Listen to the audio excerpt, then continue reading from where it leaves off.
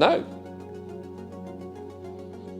Now, whilst that is an answer to the question, it might not be a very helpful one. The problem with the whole science and faith debate is that it's often not a debate, but an argument.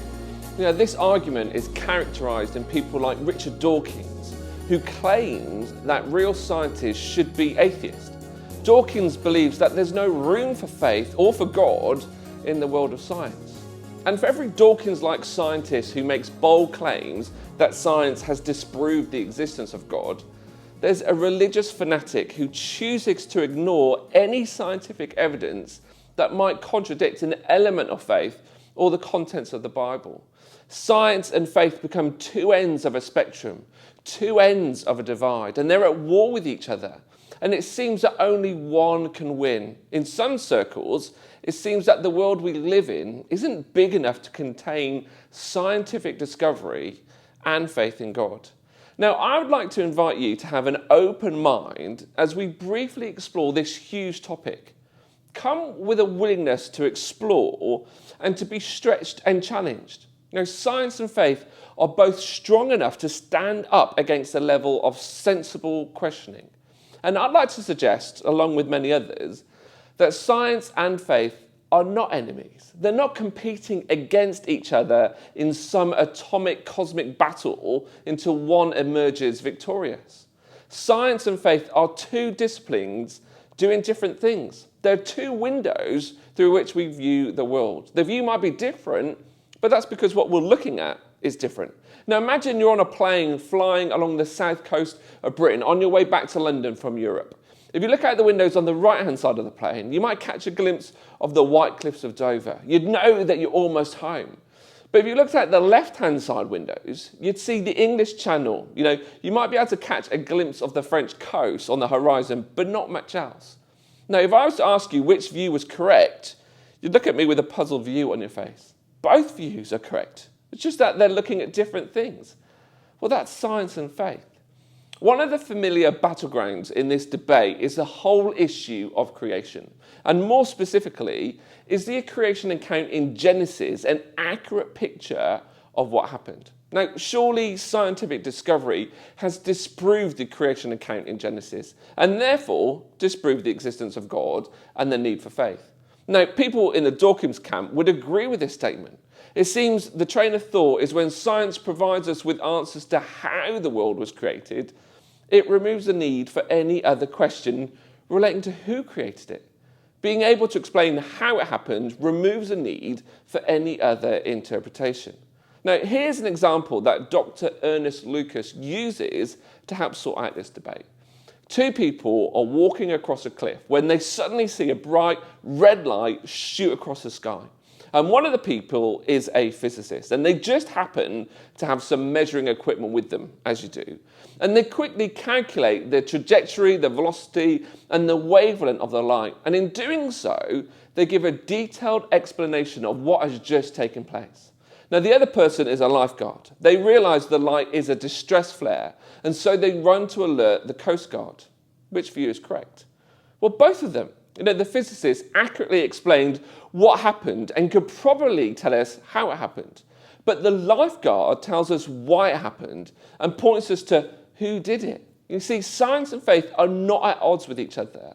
They are complementary and necessary ways of viewing and interpreting the world around us. So what does that mean for the creation debate? Well, science deals with mechanism, whereas faith deals with agency. Science answers the questions of what and how, and faith answers the questions of who and why. And Genesis, that's the first book we come to in the Bible that tells us about the creation, is not trying to give a detailed scientific account of how life was created. It simply tells us that life was created. Our understanding is that Moses wrote the book of Genesis in about the 6th century BC. Moses wasn't there for the creation of the world. Faith tells us that God revealed the imagery of creation to Moses so that he could share it with the world. Now, what would have happened if God gave Moses a detailed scientific description of how the world was created and what actually happened? Well, I imagine Moses would have no understanding of what God was talking about.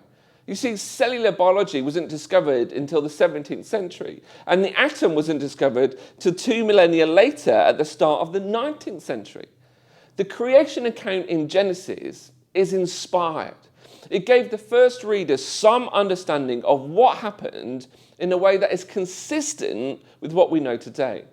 But more importantly, it points us to the meaning and the purpose and the person behind creation. An evolutionary biologist by the name of Stephen Jay Gould argued that science and faith are not in competition with each other because they operate in different spheres. Gould came up with the concept of non-overlapping magisteria, or noma, and it's basically a fancy way of saying what we've already said. Science exists in the magisterium of the empirical realm, whereas the magisterium of faith or religion deals with questions of ultimate meaning. Magisterium is a sphere of authority or a domain of competency. So Gould suggests that science and faith exist in two separate spheres. They don't overlap with each other. Now, I don't agree with Gould on this, but neither does Dawkins, though for very different reasons. Dawkins thinks that the empirical realm is the only realm. It's the only realm that exists. But this isn't the view shared by the entire scientific community. Francis Collins was the director of the Human Genome Project, and he doesn't share Gould's view, nor that of Dawkins. Collins believes in the concept of poma, of partial overlapping magisteria.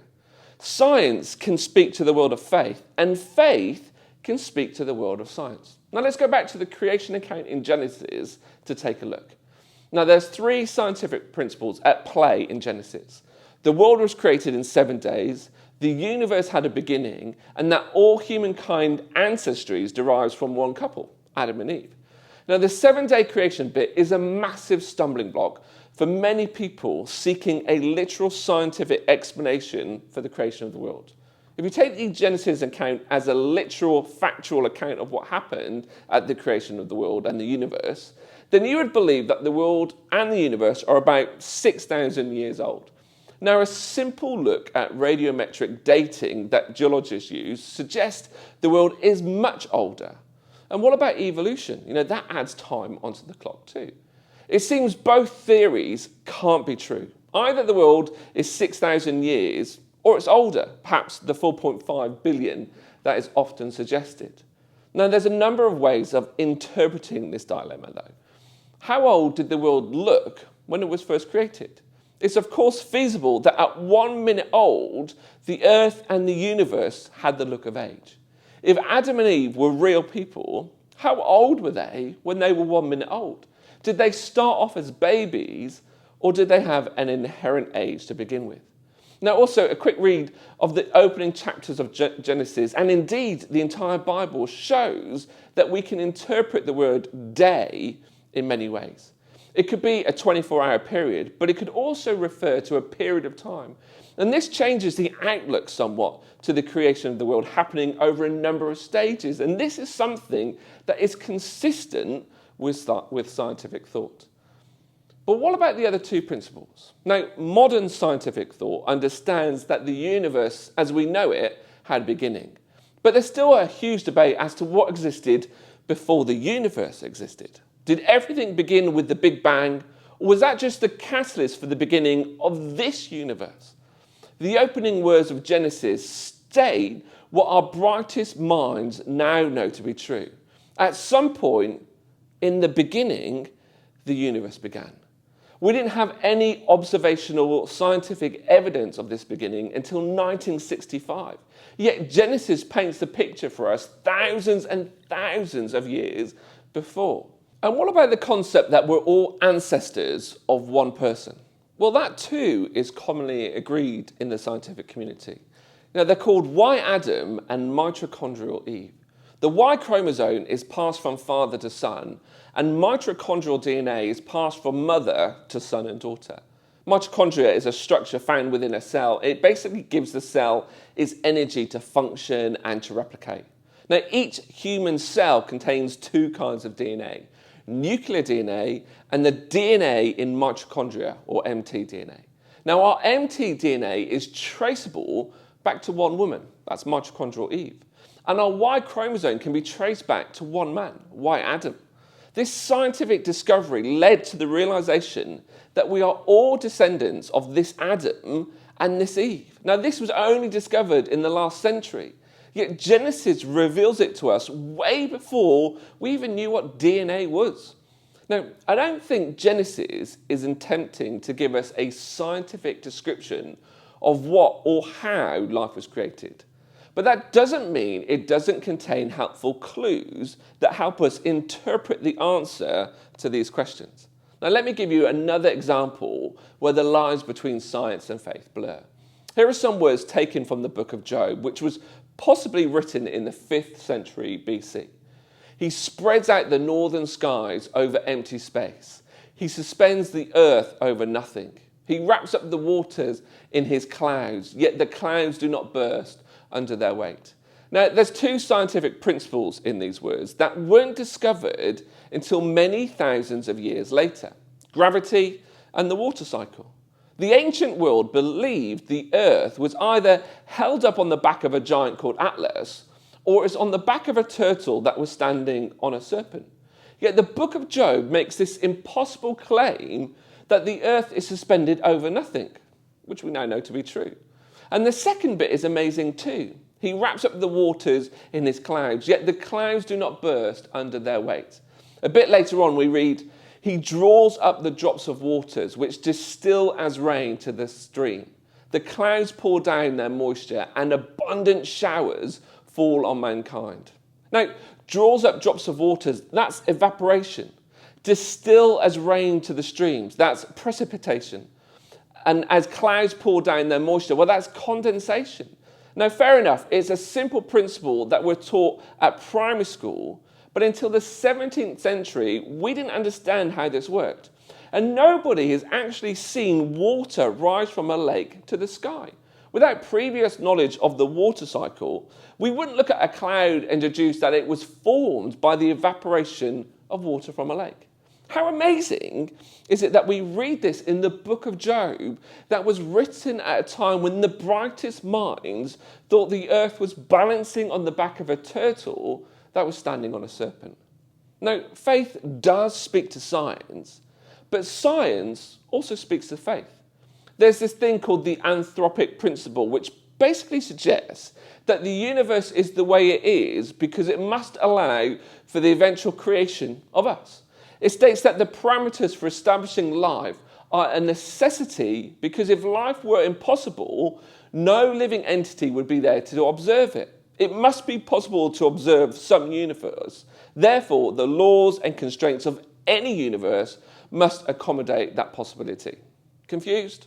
Well, you're not alone. Paul Davies is the author of the Goldilocks Enigma, and he builds upon this anthropic principle. Now, the Goldilocks Enigma highlights the fact that the physical laws that govern the universe are just right to allow life to exist. The smallest changes in these parameters would make the world uninhabitable, and indeed the universe incapable of sustaining a planet that has the capability of sustaining life. Davis points out that the universe appears to be finely tuned to allow for its and our existence. Now, Stephen Hawking tells us that if the overall density of the universe changed by the smallest margin, no stars or galaxies could be formed. And if the rate of expansion of the universe 1 second after the Big Bang was even the tiniest bit smaller, well, the universe would have collapsed in on itself. And just think about that for a moment. As far as we know, the universe is expanding. But into what? It isn't expanded into something. It's not like dough rising into the space in the oven. The universe is expanding into nothing. Now, this is where science and faith overlap. Many scientists discover faith through scientific discovery. This fine-tuning of the universe points to a creator, a designer. Surely somebody had to set this all in motion. Now, Dawkins again would disagree. In his famous book, The God Delusion, Dawkins suggests that the concept of a designer is dead because if someone designed the universe, we would then have to answer the question of who designed the designer. And it's such a childish question that's so flawed. The concept that God can't be real because someone had to create God actually contradicts the concept of creation that these atheists would profess. Where did the first living cell come from? Or the first substance of matter? The first atom, the first electron, or even the first quark, which is the smallest particle that we're aware of, for now at least. At some point, there had to be something that just was. The concept that God can't be real, that because he had to be created, has so many holes in it. You know, I agree with Dawkins. Created gods are not real. John, one of Jesus' best friends, made this bold claim at the beginning of his gospel. In the beginning was the Word, and the Word was with God, and the Word was God. Now, the Word is John's poetic way of describing Jesus. In the beginning we now know that the universe had, was God. Jesus was with God because he was and he is God. That's another confusing topic for another time. But Jesus was involved in the creation of the universe. He was involved in the creation of the world, and he was involved in our creation. Science can help us understand how it happened and to a certain extent discover what happened, but it can't tell us why it happened. If we take God out of the universe and adopt a fully reductionist approach to life, we're left with a universe without meaning, without purpose or hope. We're left with a cosmic fluke. We are and we will be until we stop being. Nothing more, nothing less. But when we allow faith and science to coexist, we can look through the other window to help us see the bigger picture, to help us see more clearly. Now we can see a beautiful creation, a universe that's been fine-tuned and hand-picked, a universe that is full of potential and purpose. And so we can discover a life of potential and a life of purpose.